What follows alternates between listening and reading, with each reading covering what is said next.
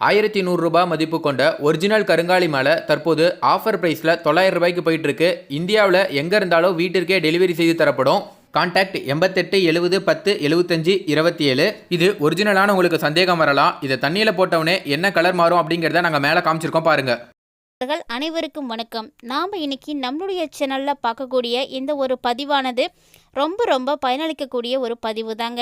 எப்படி மாதாந்திர ராசி பலன்களை நம்ம ஆர்வத்தோடு தெரிஞ்சுக்க இருக்கோமோ, அதே போல் வாரத்தினுடைய ராசி பலன்களை வாரத்தின் முதல் நாளே தெரிந்து கொள்வதால் அந்த 7 நாட்களும் நடக்க இருக்கக்கூடிய அத்தனை விதமான பிரச்சனைகளையும் நம்மளால் கண்டிப்பாக சமாளிக்க முடியும்.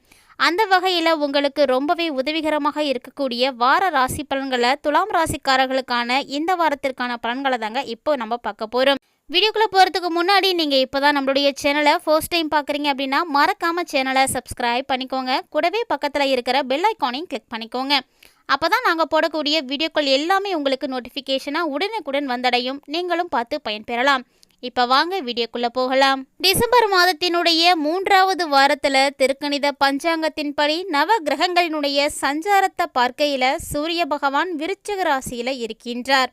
16ஆம் தேதி தனுசு ராசிக்கு இவர் இடம் மாறுகிறார். செவ்வாய் பகவான் விருச்சிக ராசியில் அமர்ந்தும் புதன் பகவான் தனுசு ராசியிலும் காணப்படுறாங்க. இதனைத் தொடர்ந்து மேசத்தில் குரு பகவான் சஞ்சரிக்கின்றார். சுக்கிர பகவான் துலாம் ராசியில் அமர்ந்திருக்காரு.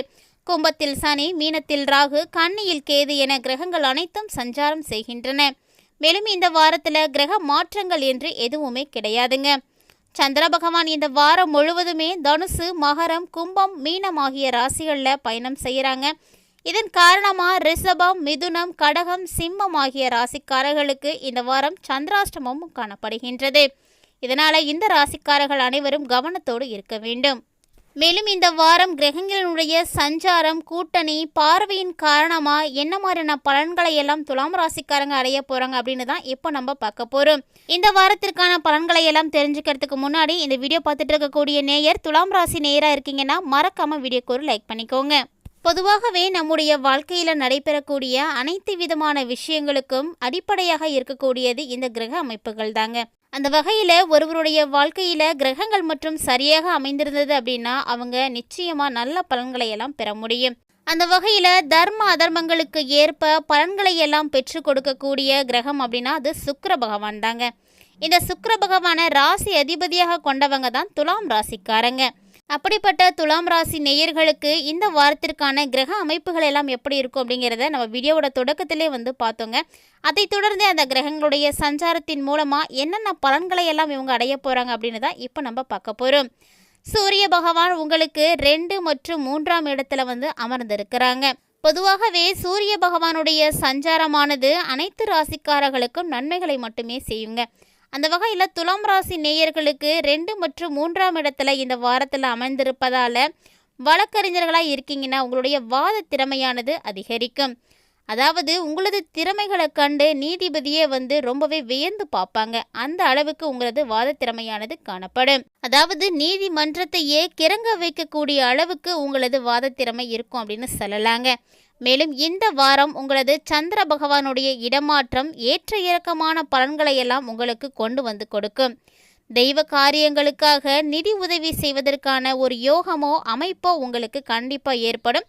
அப்படி ஒருவேளை அது மாதிரியான அமைப்புகள் ஏற்பட்டால் துலாம் ராசி நேயர்கள் தவற விடாமல் அவங்களுக்கு உங்களால் முடிந்த நிதி உதவிகளை செய்துக்கோங்க. மேலும் இந்த வாரம் செவ்வாய் பகவான் உங்களுக்கு 2வது இடத்துல காணப்படுறாரு. செவ்வாய் பகவானுடைய அமர்வினால கணவன் மனைவி இருவரும் விட்டு கொடுத்து போக வேண்டும். இல்லைன்னா ஏதாவது ஒரு பிரச்சனையானது வந்துடுங்க. மேலும் உங்களுக்கு புதன் பகவான் 3வது இடத்துல காணப்படுறாரு. புதனுடைய அமைப்பினால தொழிலில் உங்களுக்கு ரொம்பவே அதிகமான முதலீடுகள் எல்லாம் செய்வதற்கான வாய்ப்பு ஏற்படும். வியாபார ஒப்பந்தங்களில் கையெழுத்து போடுவதற்கான அமைப்பும் காணப்படுது. மேலும் இந்த வாரம் அதாவது 18ஆம் தேதி முதல் 24ஆம் தேதி வரைக்கும் இருக்கக்கூடிய டிசம்பர் மாதத்தினுடைய 3வது வாரத்தில் உங்களுக்கு குரு பகவான் 7வது இடத்துல காணப்படுறாரு. இதன் மூலமாக எதிரிகளின் முயற்சிகள் அனைத்தும் பலிக்காமல் போகிவிடும்.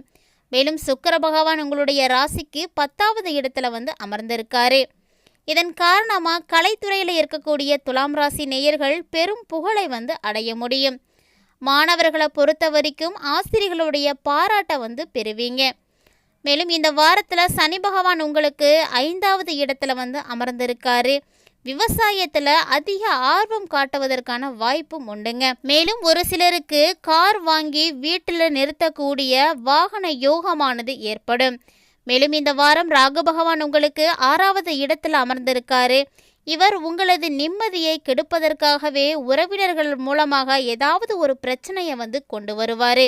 அதனால் இந்த வாரம் இது போன்ற பிரச்சனைகளை எல்லாம் நீங்கள் சமாளித்து தாங்க வர வேண்டும். மேலும் கேது பகவான் உங்களுடைய ராசிக்கு 12வது வீட்டில் வந்து அமர்ந்திருக்காரு. அதனால் எந்த ஒரு விஷயத்தை பேசும் பொழுதும் நீங்கள் யோசித்து பேச வேண்டும். இல்லைனா உங்களுடைய நண்பர்களை உங்களுக்கு பகைவர்களாக மாறுவதற்கும் வாய்ப்பு உண்டு. மேலும் இந்த வாரம் உங்களது தனிப்பட்ட உறவுகளில் ஆற்றலையும் உற்சாகத்தையும் அதிகரித்து கொடுக்கக்கூடிய வாரமாக தாங்க அமைஞ்சிருக்கு.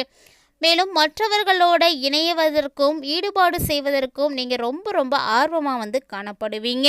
இந்த ஒரு நிலையானது உங்களை ரொம்பவே கலகலப்பாகவும் மகிழ்ச்சிகரமாகவும் இருப்பதற்கு வழிவகுக்கும். சமூக நடவடிக்கைகள் மூலமாக நீங்கள் திட்டமிட்ட அனைத்து விதமான விஷயங்களும் நடைபெறும்.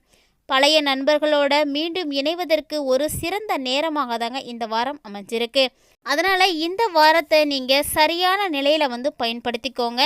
கண்டிப்பாக உங்களுடைய வாழ்க்கையில் நீங்கள் முன்னேற முடியும். தர்ம அதர்மங்களுக்கு ஏற்ப பலன்களை கொடுக்கக்கூடிய சுக்கிர பகவானை அதிபதியாக பெற்றிருக்கக்கூடிய துலாம் ராசி நேயர்களுக்கு இந்த 7 நாட்களும் ரொம்பவே அற்புதமாகவே காணப்படுதுங்க. அந்த வகையில் இந்த வாரம் உங்களுடைய ஆரோக்கியத்தை பொறுத்த வரைக்கும் உங்களது அதிர்ஷ்டத்தை அதிகமாக சார்ந்து வந்து நீங்கள் இருக்காதீங்க.